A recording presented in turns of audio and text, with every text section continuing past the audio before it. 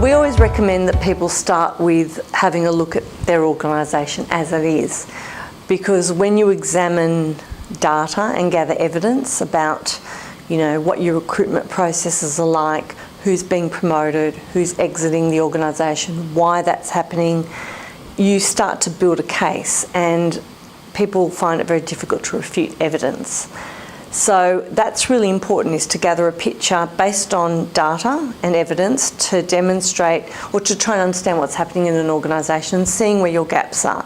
And you might find that you've got really good recruitment practices, but you don't retain diverse talent because when women get pregnant they all leave because they can't come back working part-time. So you can address that.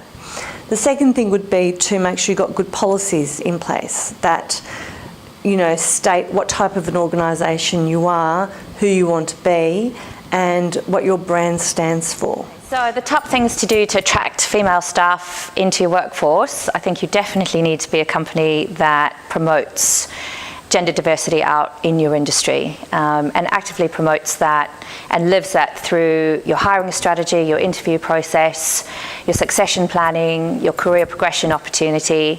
So you're living that every day and giving women the opportunity to shape the face of your culture. I guess treat them the same, give them the same opportunities that a male has. Understand that sometimes they do have family commitments that they need to honour, and allow that same opportunity to males, right? Like they obviously have family commitments too that they need to honour. There's got to be a really widespread acceptance and commitment to executive leadership and to being able to create cultures that not only attract but obviously retain women in executive roles.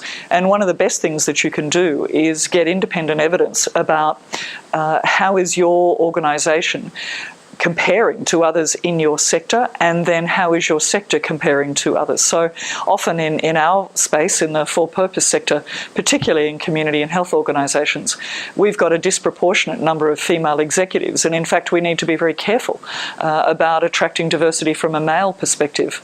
That's obviously not the case in many other industries and very many other organisations. So if you want to be able to attract executive women and to be able to retain them, get some data, benchmark, understand what you're doing.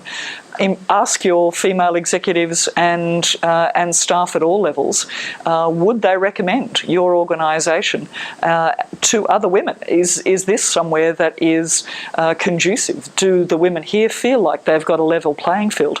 We know that in fact 74% of women and 76% of men actually aspire to executive leadership positions, but in recent data only 15% of women actually feel like they've got a fair chance at that, and that's simply unacceptable, and Australian organisations, society and the economy are the ones that are missing out.